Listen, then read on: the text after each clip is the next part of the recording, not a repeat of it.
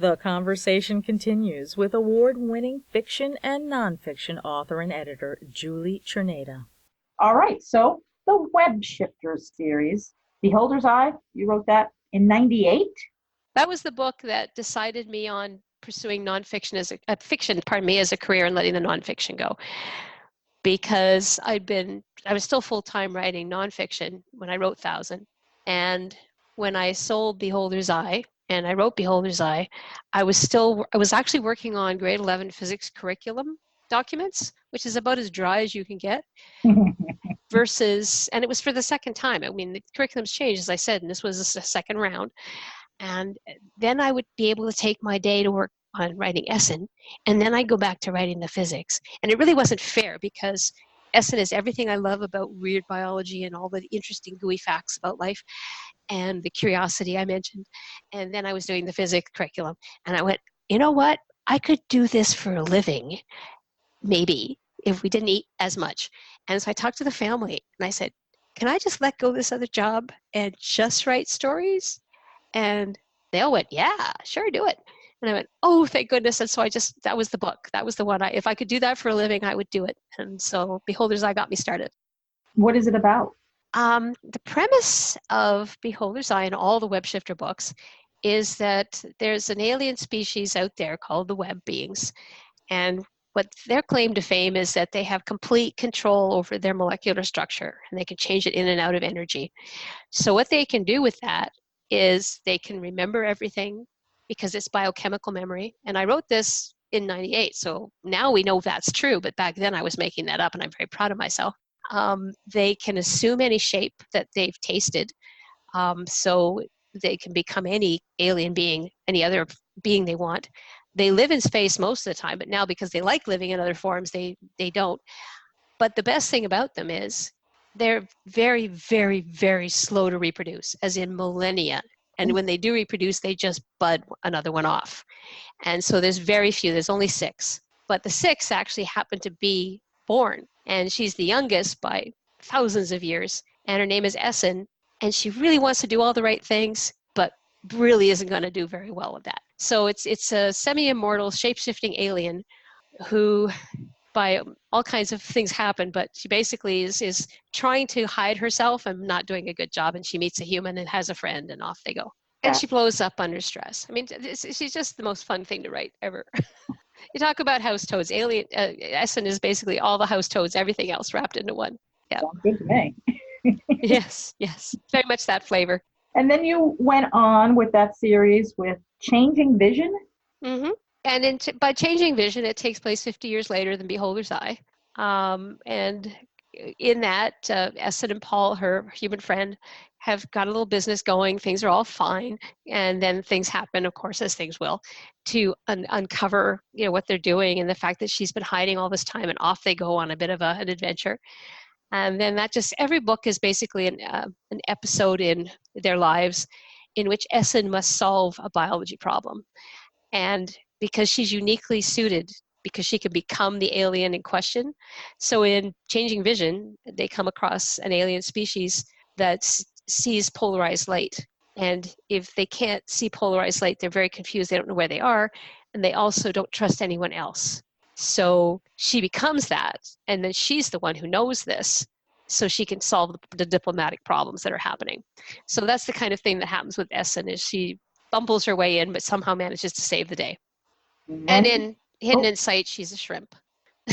Okay, so then the third one is Hidden in Sight, and she's a shrimp, did you say? At least part of the time, yeah. Yeah, she usually takes several forms in any particular book, but the cover of Hidden in Sight is one of my favorites, and that's her in an exosuit that a shrimp being would need to wear to walk in air. And she's very, very pretty. And gets drunk on carbon dioxide. She just has a wonderful time. Oh, wow. Okay. Oh, no, I all the biology that I have in my life, everything I can find is in those books. They're just a romp of that sort of thing. So. And then does the series continue? It does. At the end of Hidden in Sight, she presents Paul basically with he's always wanted to have a library in which they could put their knowledge together and help species kind of figure out what's wrong with their communications. So they create the All Species Library of Linguistics and Culture. And so she's going to be the resident expert on this, and he's going to be the host and the organizer. And so at the beginning of the first book is called Search Image. There they are opening this up thinking this is all going to go just according to plan. But of course, everybody walks in the door and there's all kinds of problems. And we're going to be writing those books forever. Say the name of the book again, Search Image? Search Image is book 1. The series now called the Web Shifters Library. Aha. Okay. And that's not out yet? That's out. Oh, that is out. Okay. Yeah. When did that come out? That came out last October. The paperback comes out. I'm actually reading page proofs now for the paperback that comes out in October this year. You see, you're ahead with Gossamer Mage. Yes, I am. Which is the nice thing about Mage is it's my 20th book. So I don't have to try and figure out where I am anymore. I just say, I've got 20 books out. All right. So I can do that for at least another few months. And quite a following. You've got so many fans. They're wonderful. If I'd known this would happen, I would have started writing fiction sooner. What do most people say about your books? And do they typically, are they compartmentalized where they read, the Clan Chronicles and that's it? Or just do people typically read everything of yours? It's interesting. I mean, I've actually got a poll on my Facebook page today about are you mostly my science fiction, mostly my fantasy, or you read both? I've found that science fiction readers will go to the fantasy and they'll read everything, but they'll have favorites. The fantasy readers who've discovered me through Turn of Light, sort of reluctantly, or they weren't thinking they'd read my science fiction, but if they dip their toes in it, they're actually not too upset. They find it's me still, the stories still work. So there's a little crossover, but they divide more along the side of, are you an Essen fan or a Mac fan? And I'll explain. Like Essen is the semi-immortal shape-shifting blob of blue with good intentions from web shifters. Mac is Mackenzie Connor, my salmon researcher from Species Imperative, and she's probably my most popular character after Essen. So that's a great segue to go into the series Species Imperative. Ta-da! Yes, I do love those. My first hardcovers, my first big epic space adventure, and my first one set in Earth. So to start with at least, and actually to end with. So yeah, it was a big one to start. I was feeling very brave when I wrote those. And it started off with survival. Interestingly enough, the title on the contract is the Biodiversity Wars, and it was going to be a duology, 2 books. I spent several years resisting the fact that I write naturally in trilogies, and I kept selling 2 books, and then Sheila would say, are you sure it's 2 books? And then we'd tack on a third. So I finally learned eventually, but at that point, no, I was thinking it would be 2 books. And of course, Sheila made a very good comment. She said, you don't write anything that's called Biodiversity Wars. Biodiversity, yes, wars, no. And I said, fair enough. So it became Species Imperative, which totally works with the series. It's not so much a series as it's actually 1 book, 3 books long, because it's just cliffhanger after cliffhanger. So it came back out as a 10th anniversary omnibus now. So you can get all 3 books under the heading Species Imperative. Great. So in that series, it's survival, migration, and regeneration. Yes. Can you tell us anything about that series? Yes, I certainly can. And again, that was another case of finding the voice and finding the character before I could get started. But I spent about 5 years researching salmon. I used to study salmon as a biologist, but I was refreshing my mind, and biodiversity and the evolution of communities and that sort of thing, because I wanted to write a story about a fundamental biological drive, an imperative of a species that would conflict with their neighbors. Like, I love imagining the multi-species universes of Star Wars and Star Trek and all these things. I love that. But part of me as a biologist says, you've got to have some moments of incompatibility. What would be about the worst I could think of?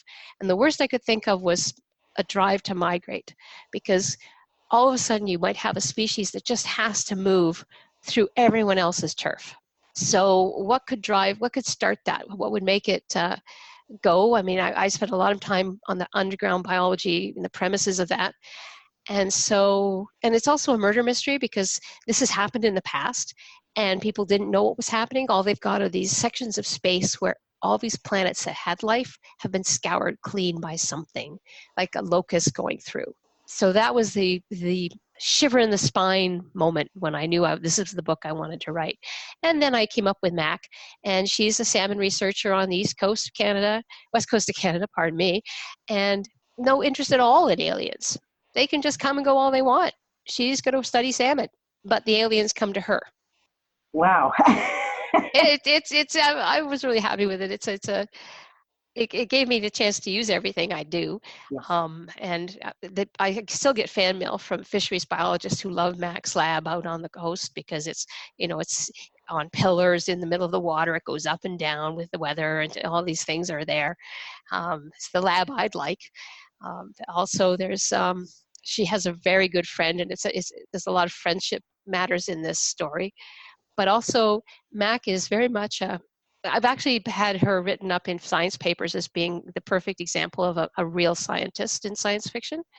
Wow. Because she just knows, how to ask questions. She is open-minded. She gathers her facts. She works with teams and groups of people to get at the information she needs.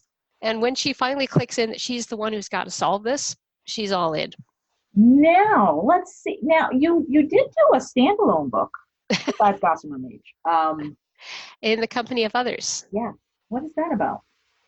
That was another one of those, I have a science question, so let's write the story to answer it. And the science question I had was, will we have learned our lesson about not bringing an invasive species with us when we move out and say we're terraforming worlds to make them suitable for us? And of course, for the story's sake, I postulate that no, we haven't learned our lesson. We think we have, but we still bring something with us we think is harmless, possibly even helpful.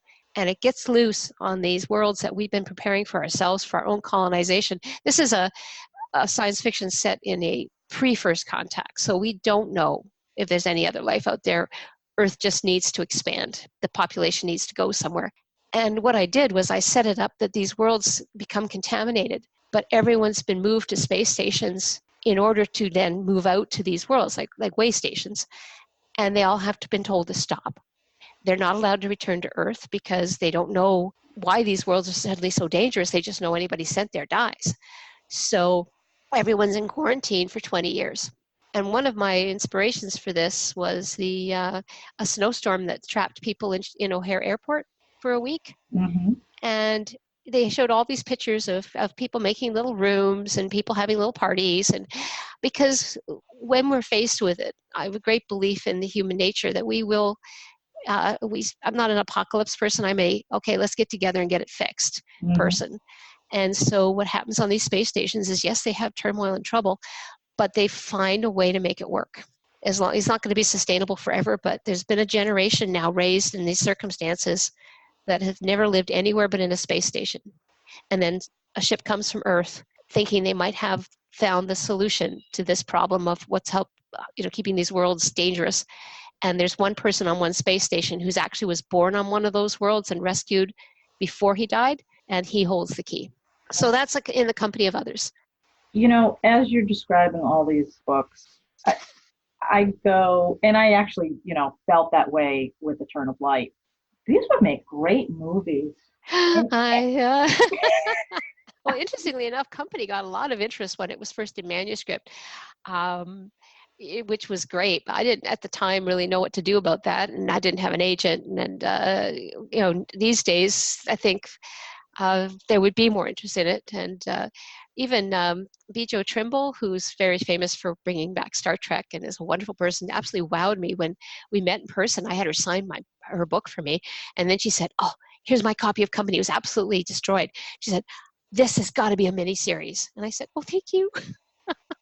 So I think I would love to see anything of mine on a screen. I love movies and TV and stuff. And now I have a wonderful agent, Sarah Megabo, who's actively looking at all my stuff. So who knows? And coming to a theater near you, I think that would be great for some, if not all. Again, like the way that you write, you create these worlds that, people that don't like to read. Not everybody likes to read. I don't get it, but not everybody likes to read. Some people more into movies than reading. That would be my husband. He's more of a... Well, yeah. And I've got a lot of members of the family who are just basically, also, when the movie comes out, Yeah. So, yeah, And I'll tell him the stories that I read, and I'm like trying to, tell him the blow by blow in the book. And he's often going, wow, that should be a movie, and I consider him the expert in that area. So, that would be fantastic if they could be turned into either, movies on the big screen or television miniseries, whatever. But well, it almost feels like a new age for that. There's certainly between Netflix and all these other platforms, they're doing incredible quality with the work. yes. And every once in a while, and somebody will be looking at something, and you get your hopes up. But yeah, it's a long process. I think once my name is there, and once my work is under someone's nose, and they take a look at it, it might just be the right thing for them. I'm a patient person. And you know what? If someone is listening to this and they are familiar with your work or become familiar with your work now, and they happen to be in the movie industry, the TV industry, come on down. Yeah. How could they get in touch with you? Well, I'm easy to find. I'm online, and if you can find any of my books, just my last name is Czerneda, Czerneda.com, Julie@Czerneda.com. So you can reach me that way.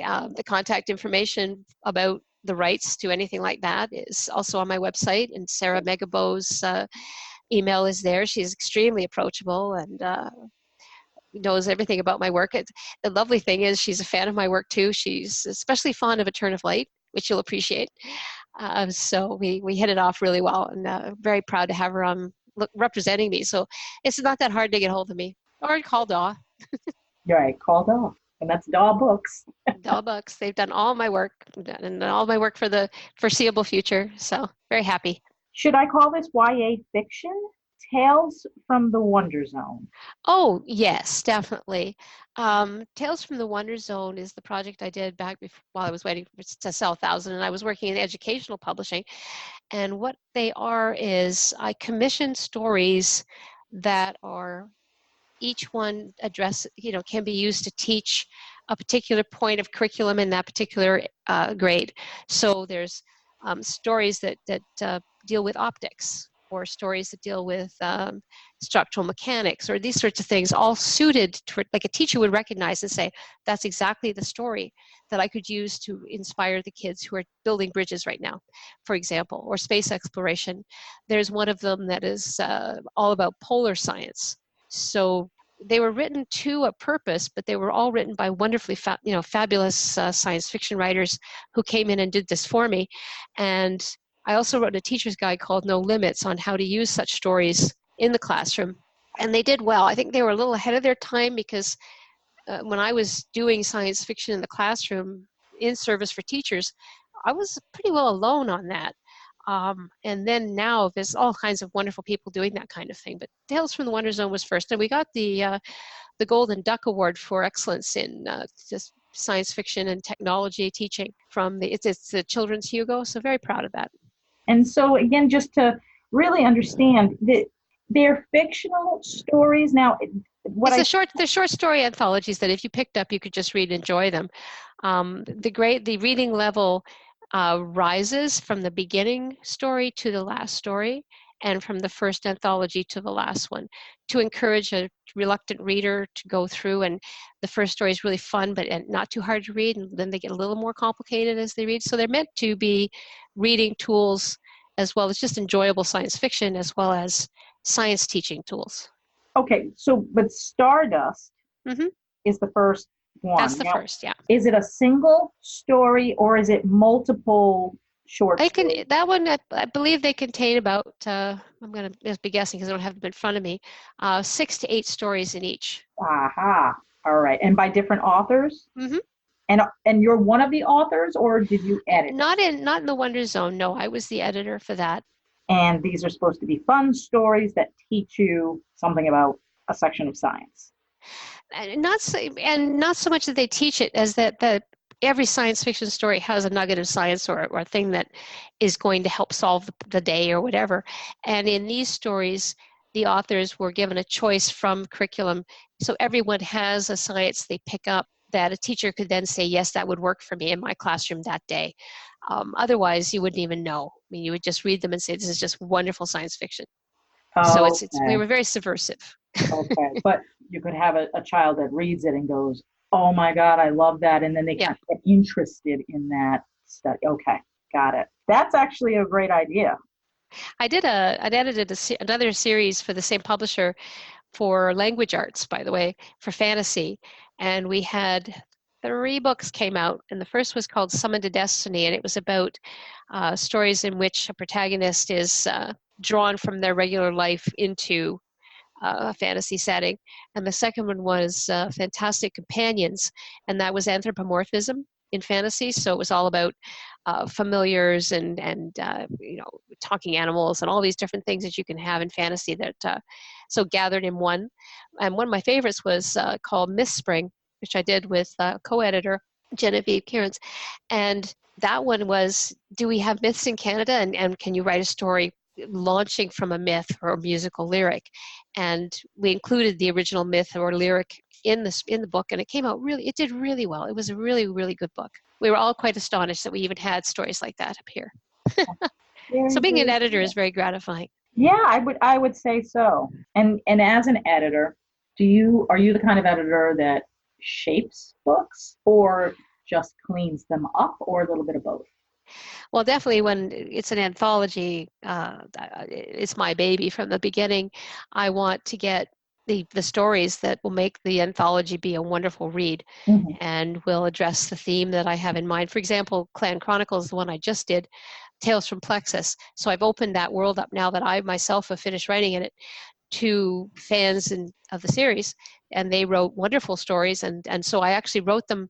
I was so inspired by what they wrote that I myself wrote a novella that links them all together. So the whole thing now reads like a novel set in the Clan Chronicles back in the trade pack days. And it's wonderful fun. So that one definitely shaped it, wrote some of it, Hmm. chose the stories. Um, but at the end of the day, it's the individual writers who bring all their wonderful voices to it that makes it a fun What a project. fun life you live. Yeah, it's pretty nice. Fun, but it's also a lot of work. I know that. No, it's more a case of a balance in a life. I mean, I think that the reason I'm at my 20th book and whatever anthology and all these other things is, first off, I have a fabulous partner who also is part of all of this, Roger. But the other thing is that I don't do it all the time. I mean, I have work hours. I work with those. At the end of the day, I just turn it off unless I'm really close to deadline, and I do other things.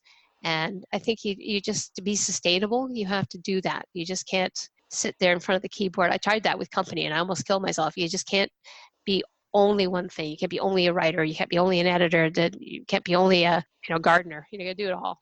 So tell me, is there anything that we missed? Was there something that you wanted to talk about that we didn't cover?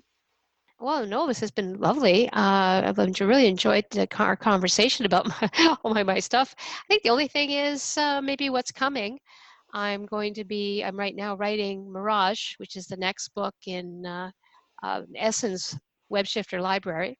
And I'll be writing 2 of those in a row, actually. I'll be writing Spectrum next. So next year, there'll be sort of like 1, 2 of those coming out. And then not quite sure what I'm writing next, but I do have the 3 more Night's Edge books under contract, so they'll be coming out probably shortly after. And just keep me busy. Okay, so let's go to back to Web Shifters. Yes. Web Shifters, that series. So the 5th book is coming out in August of 2020. Yes. All right. And the name of that book again? That's Mirage. They're all of the Essen titles are plays on vision, because one of the things I think about her is that she's able to see out of other beings' eyes. So they're all like Mirage, and Spectrum is the book after that. So that series then has a total of 6 books, or Uh, will, I should say. it will, but it'll probably never end because Sheila loves them, I love them, readers love them, and sitting down to write another Essen book is really just like a holiday. So there is also out now an e-novella that, if people haven't met Essen yet and would like to be introduced to her, that's quite a reasonable way to do it. And it's called The Only Thing to Fear. Okay, so if you have not, and I have not read this series, Hmm. That's a good place to start.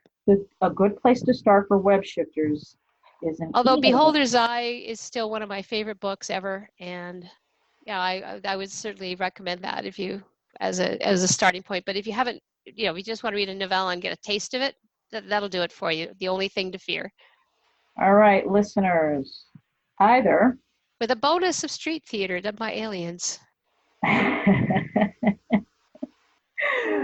a bonus of street theater, did you say? I did. I did. Led by aliens. Interesting. Okay. So for the listeners, if you want to start the series Web Shifters, you can either start with Beholder's Eye, which is the first book, or go with the e-novella, The Only Thing to Fear, and then go to Beholders, correct?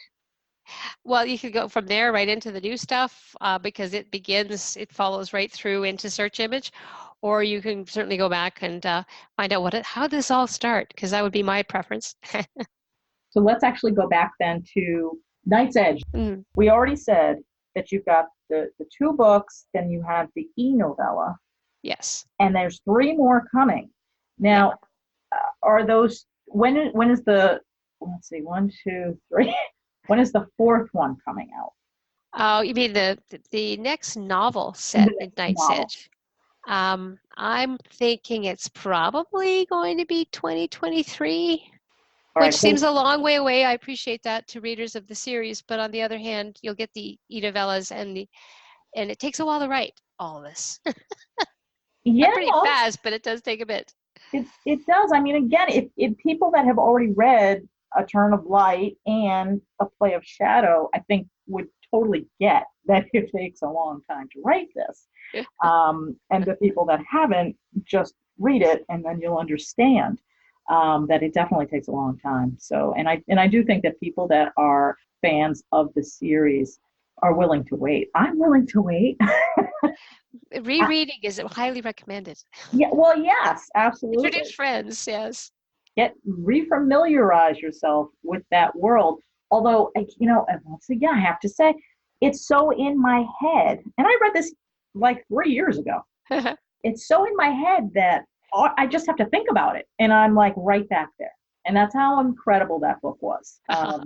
So, I will reread it just because I loved it that much, but it's just in my head. So I that is think that's the highest compliment that you can get as a writer, that you've created not just a memorable story, but that you've created a setting that people want to stay in.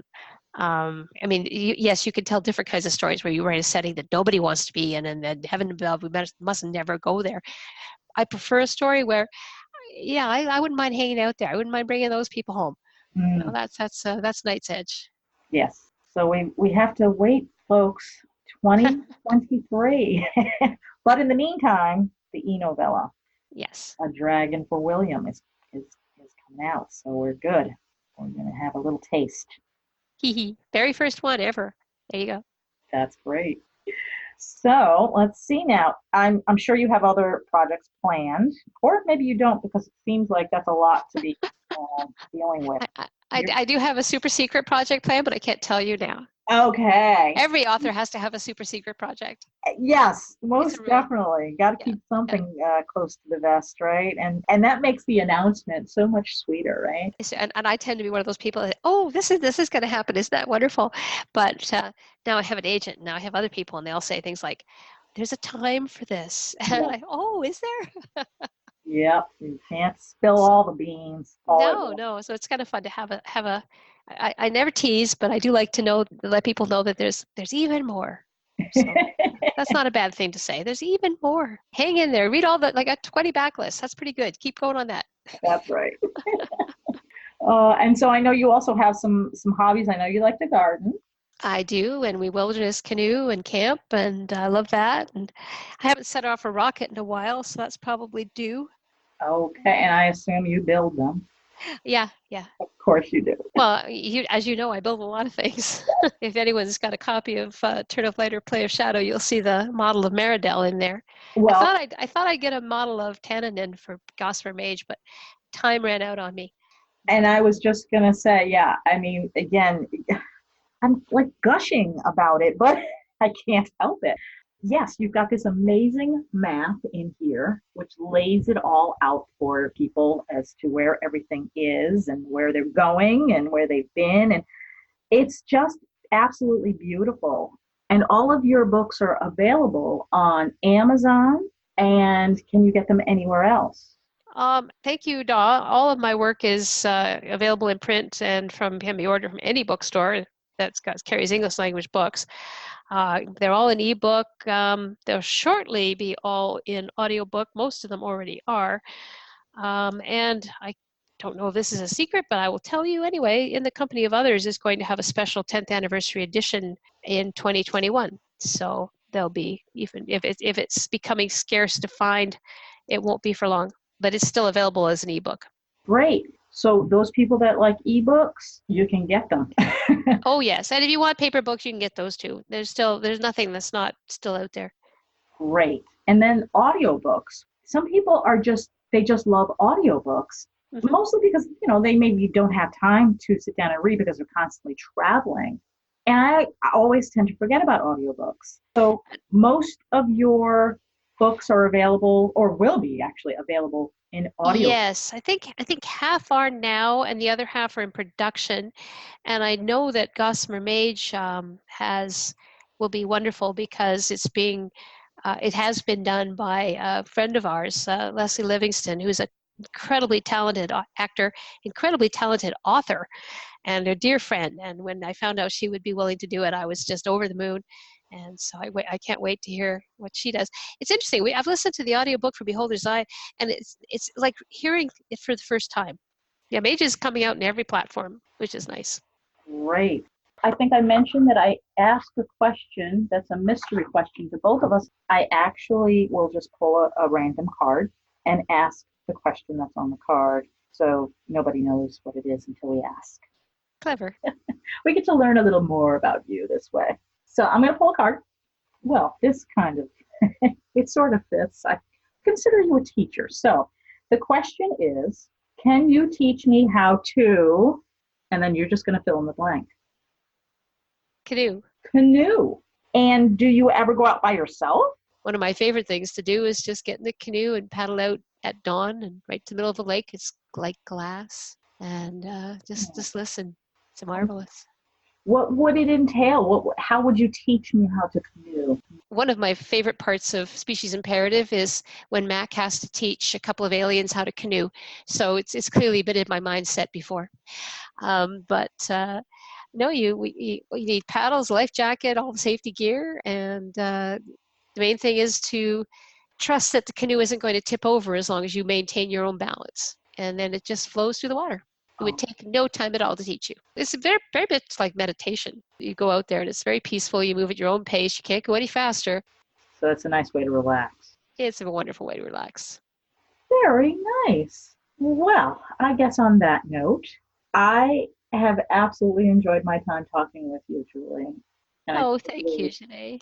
Appreciate you taking the time to talk and letting me get to know you, letting the readers get to know you, and all of these great worlds you've created in your books. Well, thank you. It's a privilege. I really, you've asked wonderful questions and had great comments yourself for me to think about, and that's very gratifying. I feel all renewed, and I shall go write like a mad thing. Good, because you're readers waiting. This concludes part 2 of my conversation with award-winning fiction and nonfiction author and editor Julie Czerneda. Look for Julie's amazing books everywhere books are sold.